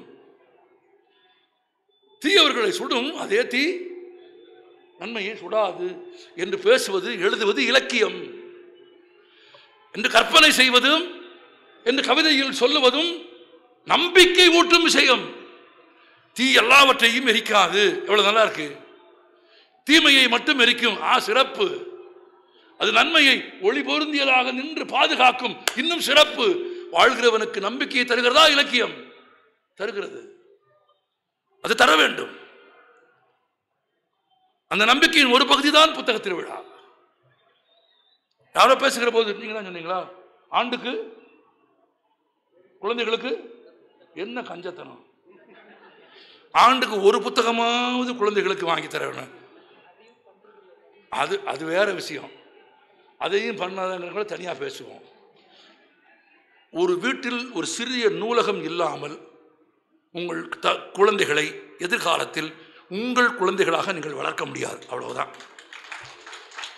நான் இன்னும் கூட கோபமாக சொல்கிறேன், நூலகம் இல்லாத ஒரு வீடு கல்லறைக்கு ஒப்பானது. தன் குழந்தைகளின் முன்பு புத்தகம் படிக்காத ஒரு தகப்பன், அல்லது தன் குழந்தைகளின் முன்பு புத்தகம் படிப்பதை போல் நடிக்காத ஒரு தகப்பன்.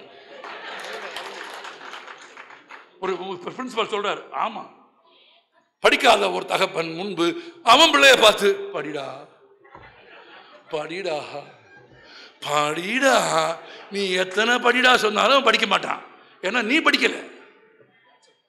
நீ படிக்கணும். பள்ளிக்கூடம் வீடு போல பார்த்து கொள்ள வேண்டும் என்று சொல்வதற்கு எல்லா பேரண்ட்ஸுக்கும் தெரியும். பள்ளிக்கூடத்தில் வீடு போல பார்த்து கொள்ள வேண்டும் என்று சொல்வது எளிது. நான் சொல்வது அது அல்ல. பள்ளிக்கூடம் வீடு போல பார்த்து கொள்ள வேண்டுமா? ஆம், பார்த்து கொள்ள வேண்டும். அது உங்கள் கடமை. ஆனால் வீடு பள்ளிக்கூடம் போல இருக்க வேண்டும்.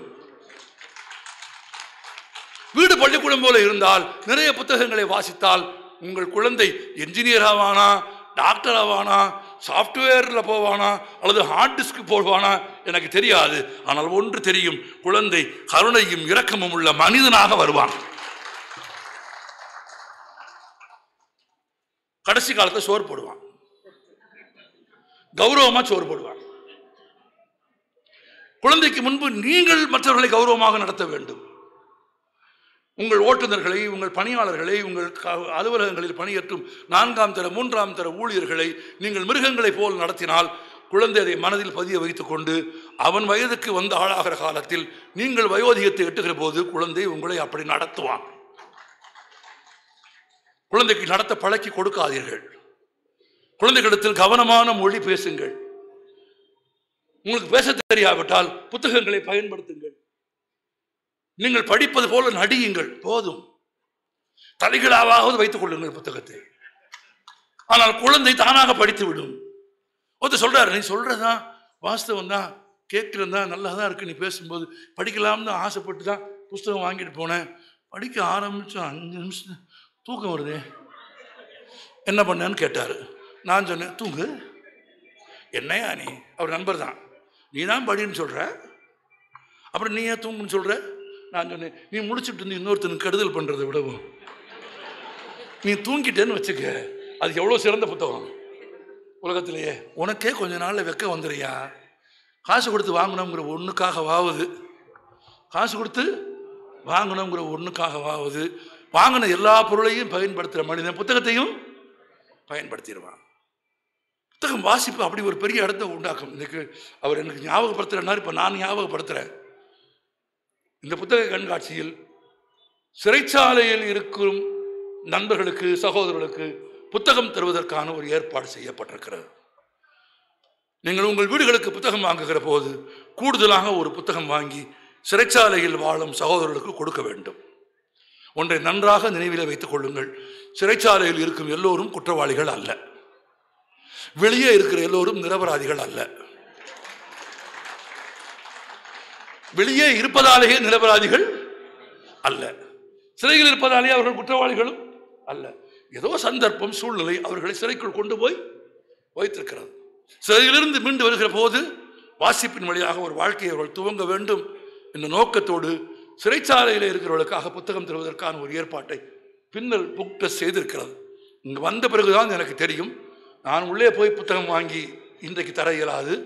ஆனால் நிச்சயமாக புத்தக திருவிழா முடிவதற்கு முன்பாக குறைந்தது 2000 ரூபாய் பெருமானம் உள்ள புத்தகங்களை என் சார்பில் சிறைவாசிகளுக்கு தருவதற்கு நண்பர் ஈஸ்வரனுக்கு பின்னல் புக் ட்ரஸ்டுக்கு நான் அனுப்பி வைப்பேன் என்று ரெவன்யூ ஸ்டாம்ப் போட்டு எழுதி கையெழுத்து போட்டு தருகிறேன். அனுப்பிடுவேன். புத்தகங்கள் அவ்வளவு மகத்தானவை. அந்த பரந்த வாசிப்பில் இருந்து நான் சொல்கிறேன், பாரதி 3 இடங்களில் தீப்பந்தம் ஏந்துகிறான். 3ஐத்தான் பாரதி எரித்து சாம்பலாக்க விரும்புகிறான். அந்த 3ஐயும் சொல்லிவிட்டு நான் என் பேச்சை நிறைவு செய்கிறேன். 12,000 பக்கங்கள் எழுதிய பாரதி 3ஐத்தான் தீயிட்டு கொடுத்து சொல்கிறான். 1, எந்த ஊரில் கல்வி இல்லையோ அந்த ஊரை தீ வைத்து கொடுத்து சொல்கிறான். 3, கல்வி இல்லாதது ஒரு ஊரை தீயினுக்கு இரையாக மடுப்போம்.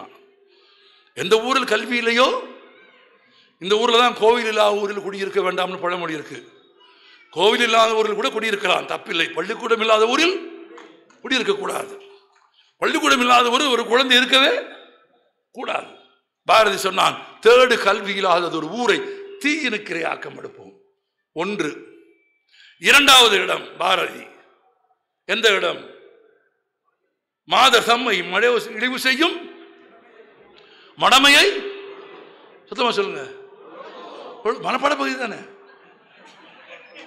மனப்பாட பகுதியில் இருந்துச்சுல்ல, மறந்துச்சா? மாதர் தம்மை இழிவு செய்யும் மடமையை கொளுத்துவோம். இந்த இடத்தில் பாரதி 2 பொருளோடு பாடுகிறான். மாதர் தம்மை ஆண்கள் இழிவு செய்யும் மடமை 1, மாதர் தம்மை இழிவு செய்யும் மடமையை கொளுத்துவோம். இன்னொன்று, பெண்களே பெண்ணுக்கு எதிராக இருப்பார்கள் பார்த்தீங்களா, அதையும் பாரதி சொல்றான். மாதர் தம்மை இழிவு செய்யும் மடமையை கொளுத்துவோம், மாதர் தம்மை இழிவு செய்யும் மடமையை கொளுத்துவோம். 2மே இருக்காதுல. அப்ப 2வது இடம் பாரதி தீப்பந்தம் ஏந்துகிற இடம். 3வது இடமும் பாரதி பெண்ணுக்கு தான் வைத்தான். அது பாஞ்சாலி சபதத்தில். துருபதன் மகளை துஷ்டத்தீமன் உடன்பிறப்பை, ஐவருக்கு மனைவியாக இருந்த பாஞ்சாலியை தருமன் சூதில் வைத்து ஆடுகிறான். ஆமா, சூதிர் மனைகளிலே தொண்டு மகளிர் உண்டு அண்ணே. ஆனால் அங்கே சூதிர் பணையும் என்று ஒரு தொண்டச்சி போனதில்லை. சூதாடுகிற வீடுகளிலே வேலை செய்கிற பெண்கள் இருப்பார்கள். ஆனால் அந்த பெண்களை யாராவது சூதில் வைத்து விளையாடுவார்களா? சூதிர் மனைகளிலே தொண்டு மகளிர் உண்டு அண்ணே, ஆனால் சூதிர் பணையம் என்று அங்கு ஒரு தொண்டச்சி போனதில்லை. துருபதன் மகளை துஷ்டத்தீமன் உடன்பிறப்பை 2 பகடை என்றாய். ஐயோ, இவர் கடுமை என்றாய். இது பொறுப்பதில்லை தம்பி. என்ன சொன்னான்? எரிதழல் கொண்டு வா, எரிதழல் கொண்டு வா, கதிரை வைத்து இழந்தான் அண்ணன் கையை எரித்திடுவோம் என்று சொன்னான். பெண்ணுக்கு எதிரான மடமையை பாரதி கொளுத்தினான். பெண்ணை அடிமைப்படுத்தும் அநீதிக்கு எதிராக அந்த அநீதியை பாரதி கொளுத்தினான். கல்வி இல்லாத அறியாமையை பாரதி கொளுத்தினான். அறியாமையையும் ஆணவத்தையும் அதிகாரத்தையும் அடிமைத்தனத்தையும் கொளுத்தியதால் பாரதி எழுதினான், தீ எரிக எழுக தீ எமது உள்ளம் தீயே நின்னை போல் சுடர் விடுக, தீயே நின்னை போல் எமது உள்ளம் கனலுக, ஏனெனில் தீயை கொசு அண்டாது. அண்டுமா? ஆமா, தீயை எந்த கிருமியும் அண்டாது. தீ எல்லாவற்றையும் தீக்கும் ஆற்றலுடையது. ஆனால் தீ தீமையை அழிக்கும் தீயாக, நன்மையை வளர்க்கும் தீயாக மாற்ற வேண்டும் என்று பாரதி விரும்பினான். அதனால் பாரதி பாடினான், எழுக தீ எரிக தீ அறிவு தீ ஒற்றுமை தீ. ரொம்ப பொருள் மிக்கது இன்றைக்கு. அறிவு தீ ஒற்றுமை தீ எரிக எரிக தீயே நின்னை போல் எமது உள்ளம் சுடர் விடுக. எரிக தீ எழுக தீ என்றால் அந்த தீ எரிவதன் வழியாக அறியாமை இருள் அகன்று அறிவின் வெளிச்சம் பரவும் ஒரு நாள் இந்த நாடு எங்கும் வர வேண்டும். இப்போது பரவி இருக்கிற வெளிச்சத்திலும் பெரும் வெளிச்சமாக அறிவும் கல்வியும் உதவி செய்யும். ஒன்றை நினைவில் வைத்துக் கொள்ளுங்கள், ஒரு தீக்குச்சி சில நொடிகள் மட்டும்தான் வெளிச்சம் கொடுக்கும். ஒரு தீக்குச்சி சில நொடிகள் தான் வெளிச்சம் கொடுக்கும். ஒரு மெழுகுவர்த்தி சில மணி நேரங்கள் வெளிச்சம் கொடுக்கும், அவ்வளவுதானே. எண்ணெய் ஏற்றிய ஒரு விளக்கு எண்ணெய் இருக்கிற வரையில் தான் எரியும். என்றைக்கும் அணையாத அவியாத விளக்கான சூரியனே கூட 12 மணி நேரம் தான் வெளிச்சம் தரும். பிறகு உலகின் இன்னொரு பகுதிக்கு போய்விடுமா போகாதா? உங்களையும் என்னையும் இருளில் ஆழ்த்தி விட்டு அப்போ சூரியனே 12 மணி நேரம், விளக்குக்கு சில மணி நேரம், மெழுகுவர்த்திக்கு 2 மணி நேரம், தீக்குச்சிக்கு சில நொடிகள். ஆனால் சுடர்மிகும் அறிவு என்றைக்கும் எப்போதும் ஒளி தந்து கொண்டே இருக்கும், வழி தந்து கொண்டே இருக்கும். அந்த தீ எரிக, அந்த தீ எழுக. அந்த தீயும் அறிவு தீயாக எழுகிற போது பண்பாட்டு ரீதியாக மனிதன் உயர்வான். அதன் அடையாளம் தான் வணக்கம் சொல்வது. ஜப்பானியர்கள் வணக்கம் சொல்வதை பார்த்திருக்கிறீர்களா? என்ன செய்வார்கள்? உடம்பை பாதியாக வளைத்து வணக்கம் சொல்வார்கள். அரேபியர்கள் எப்படி வணக்கம் சொல்வார்கள்? 3 முறை கட்டி அணைத்துக் கொண்டு வணக்கம் சொல்வார்கள். ஆங்கிலேயர்கள் கை உயர்த்தி வணக்கம் சொல்வார்கள். ஒவ்வொரு நாட்டிலும் ஒவ்வொரு பண்பாட்டிலும் ஒவ்வொரு முறை இருக்கிறது. ஆனால் இந்திய கலாச்சாரத்தில், ஏன் தமிழர்களின் கலாச்சாரத்தில் எது பண்பாடு, எது பழக்கம்? வணக்கம். இது எளிய அறிவு தீ. இதை நீங்கள் கற்றுக்கொள்ளுங்கள், குழந்தைகளுக்கு கற்றுக்கொள்ளுங்கள். ஒரு நண்பரை பார்க்க போறேன், ஒரு வீட்டுக்கு ஒரு பையன் பிஇ முடிச்சிருக்கான். சன் அப்படின்னாரு. நான் 2 கை எடுத்து கும்பிடுறேன், ஏன்னா நமக்கு பழக்கம். ஆமாம், அவன் இப்படிங்கிறான். எனக்கு அவன் அப்படின்னு சொன்னது கூட கவலையா இல்லை, நம்மளை பார்த்தா இவனுக்கு ஏன் நெஞ்சு வலி வருதுன்னு எனக்கு குழப்பமாக போயிடுச்சு. ஏன் சொல்லித்தரல? என் ஆசிரியர் எனக்கு கற்றுக் கொடுத்தார். என் ஆசிரியர் அறிவில் ஏற்றி வைத்த தீ இன்னும் எரிந்து கொண்டே இருக்கிறது. ஒருவேளை பாரதி கிருஷ்ணகுமார் இந்த மேடைக்கு வந்து இந்த உயரத்திற்கு வந்திருக்கிறான் என்று சொன்னால் அதன் பெருமை என் பெற்றோர்களுக்கு கூட அல்ல. என் விரல் பிடித்து எனக்கு தமிழும் ஆங்கிலமும் பேசவும் எழுத கற்றுக் கொடுத்து என் கண் தொட்டு திறந்த என் ஆசிரியர் பெருமக்கள் இல்லாவிட்டால் பாரதி கிருஷ்ணகுமார் இந்த மனிதன் உருவாகியிருக்கவே மாட்டான். அதிலும் ஒரு ஜோசப் வாத்தியார், அதிலும் ஒரு லில்லி டீச்சர், அதிலும் ஒரு தேவரக்கம் சார், 3 பேரும் ஏற்றி வைத்த தீ, அறிவு தீ எரிந்து கொண்டே இருக்கிறது. தேவரக்கம் சார் சொன்னார், ஏய் யாரை பார்த்தாலும் கையெடுத்து கும்பிடணும். ஏன் தெரியுமாடா? தெரியாது சார், 5ஆவது படிக்கும்போது தெரியும், இப்பவே தெரியலையே. 5ஆவது வயசுல ஒண்ணுமே தெரியாது. அவர் சொன்னார், இந்த கையில் என்ன பண்றோம்? சாப்பிட்றோம். இந்த கையில் என்ன பண்றோம்? கழுவுறோம். கழுவுறோமாடா? ஆமா சார். இந்த கையில் சாப்பிட்றோம், இந்த கையில் கழுவுறோம். ஆனால் 2 கையை ஒன்றா கொண்டு வந்து சேர்க்கிறோம். எதுக்கு வர்றவருக்கு சொல்கிறோம், இந்த கையால் உண்கிறேன், இந்த கையால் சுத்தம் செய்து கொள்கிறேன். ஆனால் இந்த 2 கைகளுக்குள் நான் எந்த பேதமும், எந்த வேற்றுமையும், எந்த பாகுபாடும், எந்த வேறுபாடும் நான் பார்ப்பதில்லை. எப்படி உண்ணுகிற கையையும் தூய்மைப்படுத்துகிற கையையும் ஒன்றாக நான் கருதுகிறேனோ அவ்வாறு என் எதிரே வருகிற உன்னை சாதி பார்க்காமல், மதம் பார்க்காமல், சாதி பார்க்காமல், சத்தமா சொல்லுங்க, இந்தியாவில் சாதி பார்க்காமல், 3 முறை சொல்லுங்க, சாதி பார்க்காமல், மதம் பார்க்காமல், இனம் பார்க்காமல், மொழி பார்க்காமல், தேசம் கூட பார்க்காமல் தமிழனாக என் அறிவு தீயின் சுடர் ஒளியால் என் எதிரே வருகிறவர்களை என் 2 கைகளையும் நான் சமமாக நடத்துவது போல் உன்னையும் நடத்துவேன் என்று உலகத்திற்கு சொல்லும் பண்பாட்டு முறை வணக்கம். வணக்கம்.